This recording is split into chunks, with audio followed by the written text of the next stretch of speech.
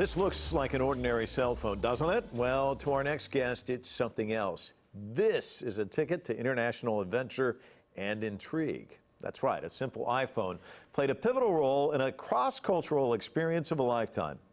1 year after Matt Stopera lost his phone, mysterious photos of a man and an orange tree began appearing on his shared photo stream. Stopera is an employee of Buzzfeed, a New York-based social news and entertainment company. So naturally, he wrote a story about the mystery man and the orange tree for the Buzzfeed website. Almost instantly, the story went viral. It quickly gained traction on Weibo, China's answer to Twitter. Users in China took action and decided they would help Matt track down the mystery man. And that's only the beginning of this wild tale. Joining us here in the studio to tell us what happened next, of course, is Matt. He's a deputy editorial director at Buzzfeed. And also joining us from Los Angeles is Abe Forman-Greenwald, a Buzzfeed video producer. They're here to share their stories and details of this Chinese odyssey and the soon-to-be-released documentary that chronicles their journey. Welcome to Full Frame, both of you. Great to have you on. Matt, why don't I start with you, because I was asking you your age a moment ago, because my daughter's about the same age. She was at a club, lost her phone. It was a nightmare. You lose your phone at a place in New York, and it becomes this just amazing story. Tell us what happened. I mean, I was just out with friends after work one day. I was out to happy hour, and I put my phone on the table. It goes away, and then can't find it. It goes straight to voicemail when I call it. I know that it's gone forever. So I forget about it for a year until I get these pictures on my new cell phone of, you know, this man in an orange tree and what's going on with my phone. It's just the craziest thing. So happy hour becomes unhappy hour, and then it becomes strange hour when this happens, and then you decide you're going to write a story about it, right? Yeah, so then I end up going to the Apple store. I find out from a friend, I tell him the story, and he says, you know that most stolen iPhones end up in China. And I was like, oh my God, my cell phone is in China. And I go to the Apple store, and sure enough, there it is, my phone, my old cell phone is online. So I decide to do a story on it, and the next thing I know, it blows up in China. It went viral. And there's so many people who just want to go viral in life. You know, that's the main thing now. Oh, I want this to go viral. You can't really make things go viral. So when it happens to someone like yourself, I'm sure when you wrote it, you're like, this just goes out there into the space. When it went viral, I mean, you must have been stunned. Yeah, I mean, I was absolutely positively shocked, because not only did I go viral, but I went viral in China, which was the last thing I would have ever expected to happen. Double viral. Exactly. So it was just this mind-blowing experience, because I work at Buzzfeed, where I, you know, see people go viral all the time, but I've never seen someone go viral in China. So for that to happen to me was just what's going on right now with my life.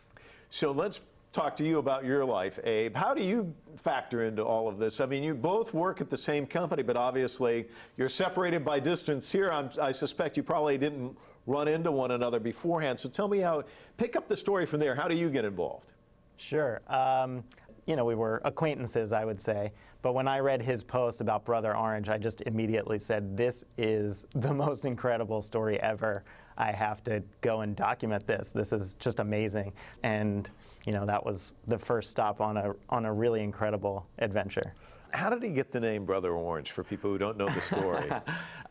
So basically, the pictures that were starting to show up on my phone, there were probably like 40 selfies of this man taking a picture with an orange tree. So the Chinese internet ended up giving him the name Brother Orange. In China, calling someone brother is a term of endearment. So it was like, hey, it's our Brother Orange. So it's funny. But when did it occur to you, I've got to go to China? Was it almost instantaneously after you started getting this reaction? Well, you know, I wrote the story and I woke up the next morning to, you know, I wasn't on Weibo then, and I'm getting all these tweets from people in China saying, we're helping you find this man, we're helping you find him.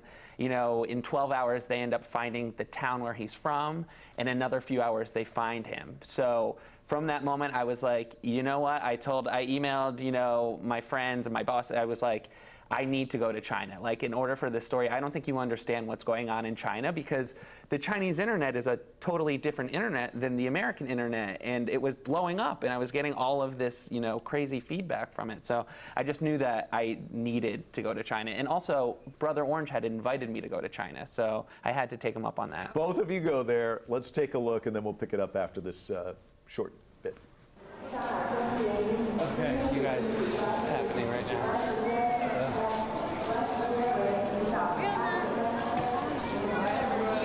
Oh my God, Brother Orange! Hey! So nice to meet you! Why I come to China? Yeah, thank you. Why I come to Malaysia? Thank you so much. Matter. How do you do? Great. How do you do? How do you do? How do you do? Thank you. Thank you. 来， Ni hao. 你好。 Is everything you expected the way you expected? I'm It's everything. overwhelmed.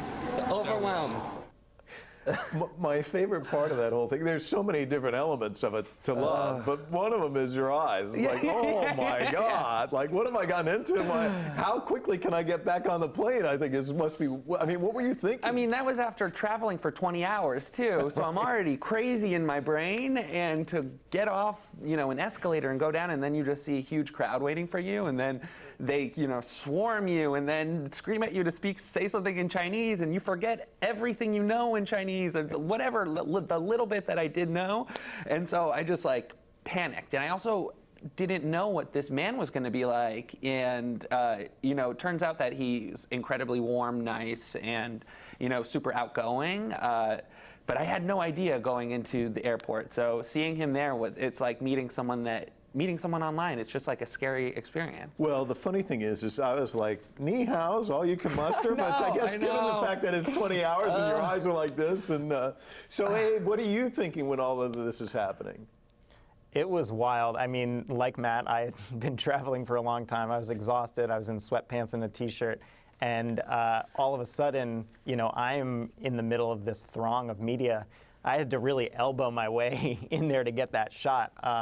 But I wanted to be ready. I knew this was a huge moment for the documentary, so I was getting my elbows in there, and somebody was squatting right beneath me, taking a shot because there were so many people there. I did not know it was going to be like that, but it was. Looking back on it, it's funny. At the time, I was pretty overwhelmed myself. One of the things I love about this story is there's a leap of faith involved here, because Brother Orange ends up with a stolen phone. I mean, that's the bottom line of this story, and it's like, oh my God. I'm sure he wasn't like, I'm going out and I'm buying stolen phones or whatever. But for him to do the connection, I mean, it does take a little bit of a leap of faith. And then the other thing is, like you said, you guys don't know each other at all. How weird was all of that? I mean, we also don't speak a word of each other's language, so that's where the hardest part was. But we had great translators the whole time, and you'd be surprised how much you can communicate with someone just through nonverbal cues, and just the way you treat someone, and you're out to dinner with someone and toast. There's a lot of stuff that you do that's nonverbal that doesn't take language. So it was a challenge, but it was fun to do, and it was just such a completely mind-blowing experience getting to know someone in which you can't even speak a word of each other's language. But once you get past ni hao, Peugeot, Gombe, you're good to go, right? Yeah, exactly. I do know those. Exactly. Beer, cheers. Exactly. Niemen hao wushu meta. Hi, everyone. I'm Matt. There you go. You're off to the races. And Abe, when you get there and you've hit this jackpot, I mean, you've got this fantastic visual. Do you think, can it actually get any better than this? And it did, didn't it? It really did. It was an incredible story. I mean, the thing that I take with me from it is just how special it was to be along for this wild ride, and to really see Matt and Brother Orange become so close during the short time we were there. It's hard to describe, but I had a front row seat to it, and I really saw it happen. And now, I consider Matt one of my closest friends now, and I consider Brother Orange a very close friend, and I'm just really glad that I asked if I could go to China. Yeah, well, let's go there. Let's watch just the exchange between the two of you, and you can see that warmth. Let's listen in. What do you think the most famous Chinese person is, in your opinion? In history, Chairman Mao. 你知道你这个人毛泽东，毛泽东是最出名的人。And now? Jackie Chan. Yeah. Jackie Chan's the man. Does he like Jackie Chan? 你喜欢成龙吗？你喜不喜欢成龙啊？很可以。Okay. 但是我心目中我还喜欢李连杰多一点。 What does he think about Obama? 你觉得奥巴马怎么样？奥巴马就他就基本上能力，真的我感觉他能力。Yeah. Wow. But we're talking about politics. Yeah. Right. So it's really cool. The two of you have this exchange, and there's a bond that's developing there. But it doesn't end there. I mean, he's come to see you here in the States, hasn't he? Yeah, so I mean, we did the whole China thing. He last minute flew up to Beijing with me. We had an extra few days together, which is another, like, wasn't supposed to happen. And then we got invited to go on the Ellen show here. So that started kind of this whole other Brother Orange Does America adventure. And Abe, what about that? I mean, that's a whole other element you probably didn't see coming. That also just this is the gift that keeps on giving, isn't it? The stolen phone. Absolutely. The U.S. tour was great. From my perspective, it was amazing to see Matt showing Brother Orange his country and the things that mean something to him in his own life, the way we had just seen Brother Orange do literally 3 weeks before that in China. I had to pinch myself thinking, is this actually happening? Is Brother Orange here in the United States right now having, In-N-Out burgers with us in Los Angeles? It was amazing. I want to ask both of you, but I'll start with you, Matt. We hear so much about people-to-people exchanges, and yet we see, we're here in the United States, but, China and the U.S., they have a really kind of complicated relationship. In some ways, there's cooperation. Some ways, there's competition. Some ways, maybe suspicion of one another, even on both sides. What's your takeaway in terms of that people-to-people exchange and what it can teach us about us, people?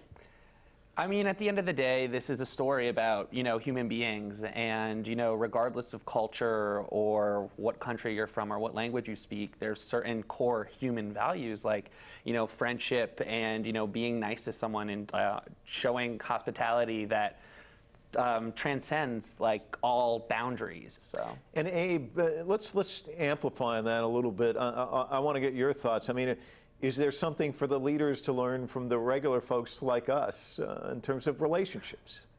Absolutely. I mean, I kept thinking of the Nixon Goes to China videos while I was there and seeing Matt on, somewhat of a diplomacy tour. We were in an area of China where many people had never seen an American before, let alone met an American. And I think, seeing somebody who's friendly and having a good time and there just to meet this new friend was just, I was proud that was their introduction to America. I think it's, when you get beyond the geopolitics of everything and actually get people meeting each other as people, you can cut through any of those suspicions and, any of the negatives and really, like Matt says, see someone as a person. And I think that was just a great lesson for all and something that was great to see of that happening on a personal level and kind of shedding all the politics. Well, Matt told me he hasn't seen the rough cut of the documentary, but I know that there is one. You feeling pretty good about it? What can you tell us in terms of an update on the documentary?